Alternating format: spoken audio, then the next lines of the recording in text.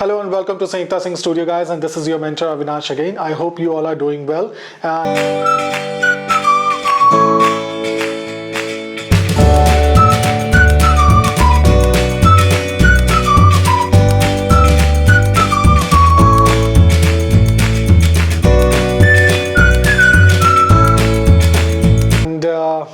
Must be done with your NIFT preparation. The exam is going to take place on 8th of February across 102 cities in India. Now, the most demanding question when we went live 2 days back also had the same question that 80 to 90% of you are prepared for creative part but not for aptitude or GAT part. So I'm here with the session how to score maximum marks and what are the strategies which you can apply while attempting MCQ questions in GAT part. So I'll start with the video. Please share, subscribe or like this video, and it reaches to the right audience. So without wasting any time, let's start with the topic. So first of all, creative also, many of you are not aware about the topics in general. So there are more than 35 topics in creative which you should have practiced throughout the year when you actually appeared for NID, UCEED or maybe the upcoming NIFT exam. And बहुत सारे ऐसे topics इसके बारे में बच्चों को पता ही नहीं है. So I will suggest you to check our playlist. There are more than 300 plus videos related with NIFT exam, and all the topics are thoroughly explained in short videos by Sangeeta ma'am. Go through with it and follow us on Instagram SS Design House if you have any query or anything. So let's start with the topic. The very first thing, there are total 100 questions in GAT part of NIFT, and all these are MCQ, no MSQ, no NAT, that is numerical ability test. So it's entirely MCQ. Now 100 questions and 120 minutes. So first you have to divide your time in these 4 sections of the aptitude. What are the sections here? Now if you look carefully, English, that comes for 40 marks, Quant, that is mathematics, that's for 20 marks, Reasoning, that's for 15 marks, and GK, that's for 25 marks in total. So now when you come here, I have always advised, because we have also worked on time management in the last 2 months on our student, online and offline, how to tackle aptitude part as well as creative part and complete all the questions in the given time frame. In fact, 10-15 minutes before the timeline. All right. Other than that, English, Quant, marks, Reasoning and GK. Over here, what you have to be very, very careful that you should not spend more than 35 to 40 minutes in English. Itna kafi hai, right? Now it comes to Quant, it should not be more than 30 minutes in total. When it comes to Reasoning, it should not be more than 20 minutes, and when it comes to GK, it should not be more than 25 minutes. 25 minute से ज़्यादा नहीं होना चाहिए. इतना ही आपके पास time है और इतने टाइम में आपको डिवाइड करना है. You have to divide your time. Be very careful. Now it's the strategy. Strategy क्या है? पहले क्या करें? तो what I've heard from most of the students, or I would say 80% of the students, कि उनका जो क्वांट है वो सही नहीं है, लेकिन उनका रीजनिंग बहुत अच्छा है, इंग्लिश बहुत बढ़िया है, और जीके में एवरेज है. Student is average in GK. अब here my suggestion to all the kids who are appearing for NIFT and attempting GAT part is that always attempt your stronger area first. It boosts your confidence. It's pretty natural because I had already appeared multiple entrance exam in my time back in 2007 and 8. So it is quite common when you attempt the section which you are confident of, which you have a strong grip on it, you actually it improves your confidence, it boosts your confidence, and then you move in to the weaker section or the average section of the area. So here, अगर ये situation है कि quant weak है, so always advisable to start with English first. Why? Because it contains most number, 40 marks, which plays a crucial role. ठीक है, यहाँ पे पहुँचने के बाद then you jump into reasoning. आप मैथ्स इंग्लिश से आते हो रीजनिंग पे, रीजनिंग से आप अपने एवरेज सेक्शन जीके में जाते हो। जीके मोस्टली लोगों का एवरेज ही होता है, ठीक है, बहुत ज्यादा स्ट्रांग नहीं होता, 90% अबव जो है उनका एवरेज जीके ही होता है, ठीक है। And last quant. अब I have always got a question कि क्या मैथ्स पूरा स्किप कर सकते हैं? पहली चीज तो ये, if you are looking forward to score below 200 rank, 300 rank in NIFT entrance exam, it is absolutely not advisable to skip any particular segment entirely. कभी नहीं करना है, गलती से भी नहीं करना है। अगर पूरा आप स्किप करोगे then obviously you're losing your marks, और एक मार्क्स से 100 रैंक का 200 रैंक का डिफरेंस आ जाता है। So that is the second thing. तो आपको अटेम्प्ट तो लेना ही है, पूरा नहीं ले सकते। तो क्वांट में I have always advised kids, क्या एडवाइस करा हमने? We have always advised कि आप क्वांट में भी उन टॉपिक्स को ही अटेम्प्ट करो जिस पे आपके बहुत स्ट्रांग है। जैसे किसी का प्रोबेबिलिटी बहुत स्ट्रांग है, किसी का टाइम एंड डिस्टेंस बहुत सही है, किसी का परम्यूटेशन कॉम्बिनेशन सही है। तो try identifying 4 or 5 topics of quant which are comparatively easier for you to attempt and attempt questions related to with that. Do not entirely skip. That's the second thing. Negative marking पे हम आएंगे, अभी बात करेंगे negative marking कैसे avoid कर सकते हैं और किस केस में नेगेटिव मार्किंग आपके लिए बेनिफिशियल हो सकता है और किस सिचुएशन में उसके कॉन्स भी हो सकता है, ठीक है। तो सबसे पहले इंग्लिश की बात करें। मेरे पास हमेशा ये क्वेरी आई है कि इंग्लिश में क्या टॉपिक्स हैं, क्या करना चाहिए। पहली चीज तो कॉम्प्रीहेंशन है। कॉम्प्रीहेंशन मतलब टोटल 4 कॉम्प्रीहेंशन होंगे। Each comprehension will be consisting 5 questions, so total 20 questions and 20 marks, ठीक है। सेकंड, आपका पूरा ये सेगमेंट है which is spotting error, rearrangement, sentence completion, synonyms, antonyms, spelling test, one word substitution, idioms and phrases, active passive, analogy और cloze test। ये सारे जो हैं मेजर टॉपिक्स हैं, और मेजर मत बोलो, यही टॉपिक्स है जहां से क्वेश्चंस आपके आएंगे। कितने मार्क्स के? 20 मार्क्स के, ठीक है। ओवरऑल आपका 40 मार्क्स यहां पे हो गया ना। इसको कैसे अटेम्प्ट करें, क्योंकि सबसे ज्यादा मार्क्स ये है। इसमें भी हमारी एक वीडियो संयुक्ता मैम की, she has uploaded it I guess 2 or 3 years ago. You can I'll put it in the I button, you can watch it. बहुत ही अच्छी स्ट्रैटेजी होती है कॉम्प्रीहेंशन के क्वेश्चंस को अटेम्प्ट करने की, कि पहले अगर आप एक पैसेज है, उसका एक क्वेश्चन है, उसमें 4 ऑप्शन है, पहले आप उस क्वेश्चन को पढ़ो, उस क्वेश्चन को पढ़ो, उसके ऑप्शंस को पढ़ो, देन जंप टू कॉम्प्रीहेंशन और वहां पे आंसर फाइंड आउट करो। उसके लिए आपका साइनोनिम्स एंटोनिम्स स्ट्रांग होना जरूरी है, उसके लिए आपका एक्टिव पैसिव और आपका वोकैब स्ट्रांग होना जरूरी है। तो इजी हो जाएगा आपके लिए कॉम्प्रीहेंशन के क्वेश्चंस को सॉल्व करना। Similarly you jump into the second question, you read the question, you read the option, then you jump into the passage again, you read the passage throughout, और एक बार आप passage पढ़ लेते हो तो आपको आइडिया लग जाता है कि कौन से लाइन में उसका आंसर निकल सकता है। Understand? So this is how you solve the questions related to English. Next चलते हैं हम क्वांट। अब क्वांट में क्या क्या टॉपिक्स है, मैथमेटिक्स में क्या क्या टॉपिक्स है जो इंपॉर्टेंट है। इंपॉर्टेंट आई मीन टू से कि यहीं से आएगा, इससे बाहर नहीं आता। पहला number system, LCM HCF, simplification, average, problem based on edges, percentage, profit loss, ratio proportion, work and time, time speed and distance, mixture allegation, simple interest, compound interest, mensuration, permutation combination, probability, trigonometry and data interpretation। ये topic है, ठीक है। अब इसमें मैंने जैसे यहाँ पे 17 टॉपिक्स बताए जिससे क्वेश्चन आते हैं। कितने मार्क्स का ये आता है? 20 मार्क्स का, टोटल 20 मार्क्स का आपका आता है।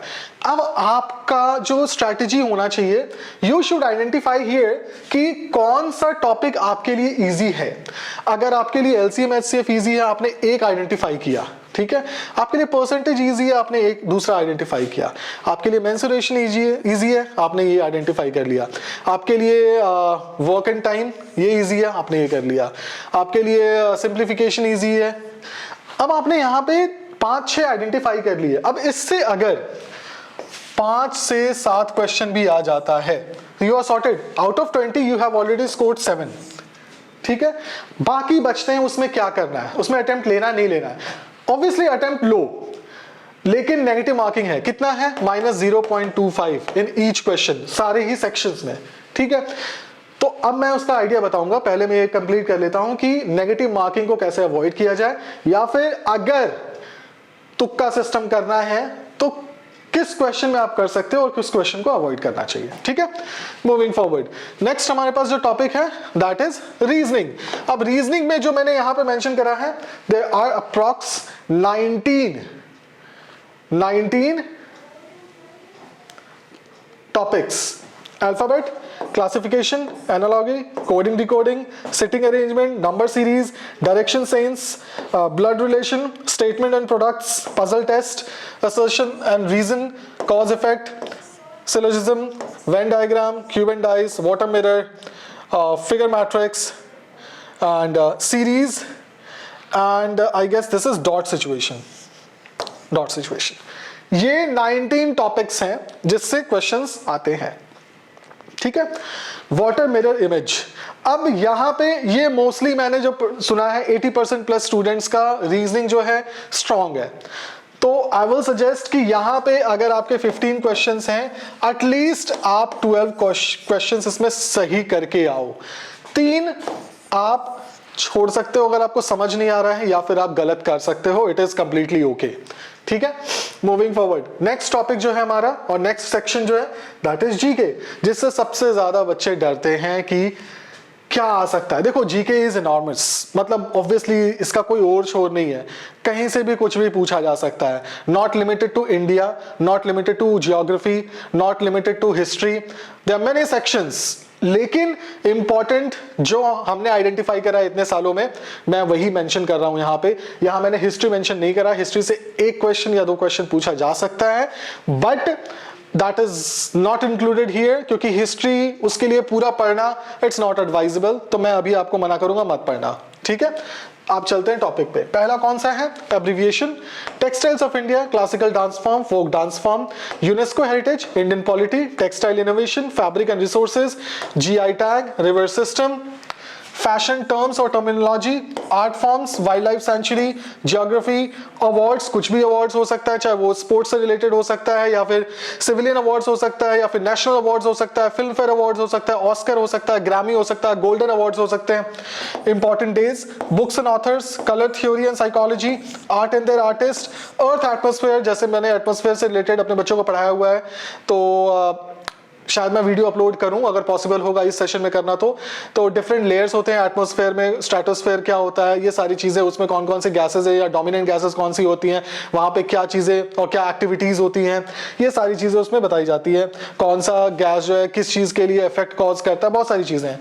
Chemical formula and there uses, ये भी आ चुका है। तो ये जो मेजर टॉपिक्स हैं जो आपको पढ़ के जाना है, इसमें अब आप अगर 25 क्वेश्चंस हैं, आई एम श्योर कि 25 किसी को नहीं आएगा, ऐसा हो ही नहीं सकता कि आप इतना अटेम्प्ट करके आओगे। यहां एडवाइजेबल है 70% एटलीस्ट अटेम्प्ट करना है आपको।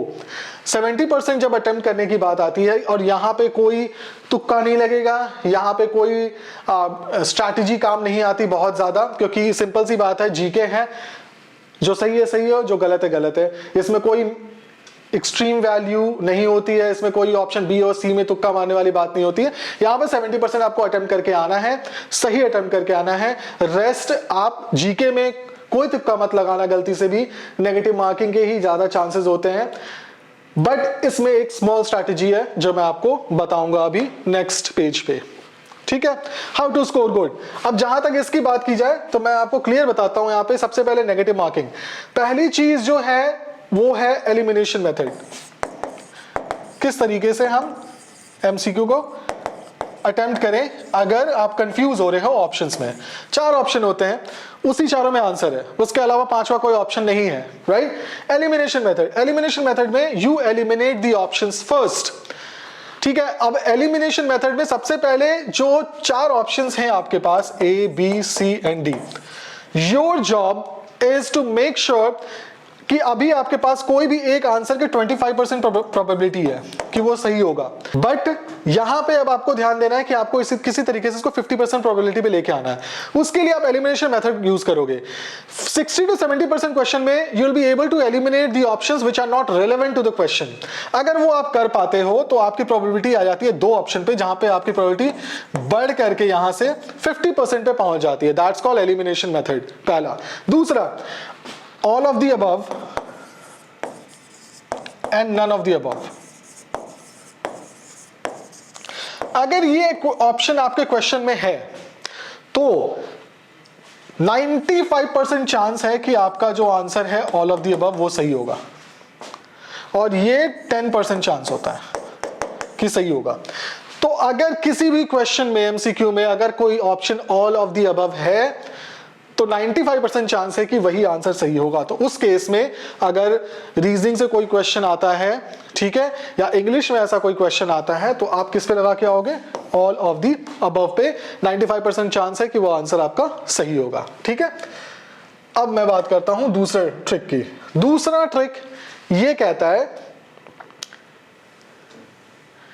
कि ऑप्शन बी एंड सी, आपके पास 4 ऑप्शन होते हैं, ए, बी, सी एंड डी, ठीक है। 70% प्लस केसेस में यह देखा गया है कि ऑप्शन बी या सी सही होता है, ठीक है। लेकिन कैसे आइडेंटिफाई किया जाए? तो सबसे पहले आपको उसमें एलिमिनेशन मेथड लगाना है। आप अगर एलिमिनेशन मेथड लगाते हो, एलिमिनेशन मेथड से अगर आपने सी और डी को हटा दिया तो आपके पास क्या ऑप्शन बचता है? A and B. उसमें आप किसको टिक करके आओगे? अगर आप इसमें कंफ्यूज हो रहे हो, नेगेटिव मार्किंग का डर है, बहुत सारी चीजें, आप किसको लगा के आओगे? बी को, क्योंकि मैंने बोला है बी एंड सी। उसी तरीके से लेट्स से अगर आप एलिमिनेशन मेथड के थ्रू ये आइडेंटिफाई करते हो ये गलत है और ये गलत है, दोनों गलत है, आप सिर्फ बी और सी तक पहुंच के आते हो, बी एंड सी, उस केस में आप किस पे टिक लगाओगे? आप हमेशा सी पे टिक लगाओगे, अगर आप कंफ्यूज हो रहे हो तो, ठीक है। तीसरा, अगर आप आइडेंटिफाई करते हो कि भाई ए गलत है और बी गलत है, सी और डी, आप किसको लगा के आओगे? हमेशा सी को लगा के आओगे, ठीक है। तो बी और सी 70% केसेस में सही देखा गया, लेकिन ये तभी अप्लाई करेगा जब आप एलिमिनेशन मेथड यूज करोगे और 2 ऑप्शंस आप एलिमिनेट कर पा रहे हो, then only you can apply this, ठीक है। नेक्स्ट जो सबसे इंपॉर्टेंट चीज है और द लास्ट चीज is practice as much MCQ as you can, ठीक है। जितने एमसीक्यू अटेम्प्ट कर सको, एक पर्टिकुलर सेगमेंट है, एक पर्टिकुलर टॉपिक है, जैसे एक चैप्टर है टेक्सटाइल्स ऑफ इंडिया, तो वो उतना ही बड़ा है, उससे बाहर नहीं जा रहा, तो एक लिमिटेड नंबर ही एमसीक्यू उसमें से जनरेट हो सकता है। Only limited number of MCQ can be generated from a particular topic. So if you have studied Textile of India thoroughly, then any question comes, it will directly hit in your mind that I have seen it somewhere. And you will be able to connect with at least 1 or 2 options which you recognize, which you may be able to answer. And there also you can apply elimination method and option B and C method. ठीक है? But अब MCQ कहां से solve करें, कितने करें? पहली चीज ये है कि लास्ट 2023, 24 एंड 25 3 साल से सीबीटी है, right? So you will be able to find these questions with your mentors, with your coaching institute, और मे बी ऑनलाइन और active Telegram group, WhatsApp group, बहुत इजीली मिल जाएगा आपको। लास्ट 3 ईयर्स के पेपर आपने सॉल्व करे, ठीक है। दूसरा तरीका है हमारी वेबसाइट, दैट इज exams.sanyuktadesign.com, ठीक है। आप इस वेबसाइट पे जाओ, साइन अप करो, फ्री में भी टेस्ट अवेलेबल है, पेड है, पेड भी मॉक्स अवेलेबल है। फ्री आपको हर दिन 20 एमसीक्यू मिलेंगे, वो 20 एमसीक्यू आप सॉल्व कर सकते हो, वो जीके से भी है, वो इंग्लिश से भी है, वो क्वांट से भी है, वो रीजनिंग से भी है, सारे सेक्शन से हैं। 20 आप सॉल्व कर सकते हो। अभी तक उसमें आई गेस 200 प्लस है, तो मतलब 400 एमसीक्यू तो इजीली अवेलेबल हो गए। आप वहां पे प्रैक्टिस करो, प्रैक्टिस करोगे, बहुत सारे क्वेश्चन आप कर पाओगे, बहुत सारे क्वेश्चन में आपको ये मेथड्स अप्लाई करने पड़ेंगे, ठीक है। मेथड्स जो मैंने बताया, elimination, all of the above, none of the above, option B and C, ये सारे आप अप्लाई कर सकते हो और वहां पे भी उस स्ट्रैटेजी को यूज करके देख सकते हो इफ इट इज वर्किंग और नॉट, ठीक है। बट कंसिडर इट 80% केसेस में वर्क करता है, 20% में वर्क नहीं भी कर सकता है, बट इट्स ऑलवेज बेटर कि पूरा छोड़ो या गलत लगा करके आओ, उससे बेटर है, ठीक है। अब यहां पे last but not the least is negative marking को कैसे हैंडल किया जाए। नेगेटिव मार्किंग को हैंडल करने का सबसे बेस्ट प्रोसेस और सबसे बेस्ट तरीका है, अगर आप 40 मार्क्स का आपका इंग्लिश है, 15 मार्क्स का आपका रीजनिंग है, 20 marks is quant and 25 marks is GK. किसी भी केस में आप यहां पे पूरा, आप इंग्लिश में 10% से ज्यादा तुक्का नहीं लगाओगे, रॉन्ग अटेम्प्ट नहीं करोगे, 10% से ज्यादा नेगेटिव मार्किंग इसमें कंसीडर, मतलब 4 क्वेश्चन गलत, मतलब आपका -1 तो ऐसे ही होगा, प्लस उस 4 क्वेश्चन के 4 चले गए, तो मतलब टोटल आपका जो है 5 मार्क्स चला गया, ठीक है। सिमिलरली 15, अब 15 क्वेश्चन अगर रीजनिंग के आ रहे हैं, your strategy should be to not attempt more than 5% wrong. 20 question है, अगेन यहां पे नॉट मोर देन 10% रॉन्ग, छोड़ रहे हो वो अलग चीज है, मैं रॉन्ग की बात कर रहा हूं। और 25, इसमें तो आप गलती से भी, इसमें तो 0% प्रोबेबिलिटी, आप 0% है इसमें, रॉन्ग अटेम्प्ट करके ही मत आओ, जितना आपको आता है उतना करो और जितना जो नहीं आता है मत करो। Trust me, if you apply all these rule what I have explain, if you study through all the syllabus what I have explain here on the screen, you will be able to score a good rank, a good score in GAT, keeping in mind कि आपने cat में भी अच्छा perform किया हो। Situation test पे बहुत ज्यादा रिलाई इसलिए नहीं करना है, situation test marks marginally improve your rank, it doesn't have a great impact, क्योंकि 50% वेटेज अभी भी क्रिएटिव का है, 30% एप्टीट्यूड का है। Situation test only has 20% of weightage, so it marginally improves your rank और score, so do not completely rely on situation test. अगर ये आप स्ट्रेटेजी यूज करते हो, trust me, you will be able to score good. So that was it for today's session. I hope you liked the video. If you have any query or anything you would like to ask, please put your doubts in the comment section or follow us on Instagram SS Design House, and there also you can DM us after following us. बहुत सारे ऐसे DMs आते हैं जो follow नहीं करते और आ जाते हैं, तो वो स्पैम में चला जाता है, and our team they do not look into the spam information or anything which goes into junk. ठीक है? So and after coming from the exam, do put your reviews कि ये strategy कितना काम कर रही थी आपके लिए और काम किया या नहीं किया। So see you in the next video. Till then, take care. Bye bye.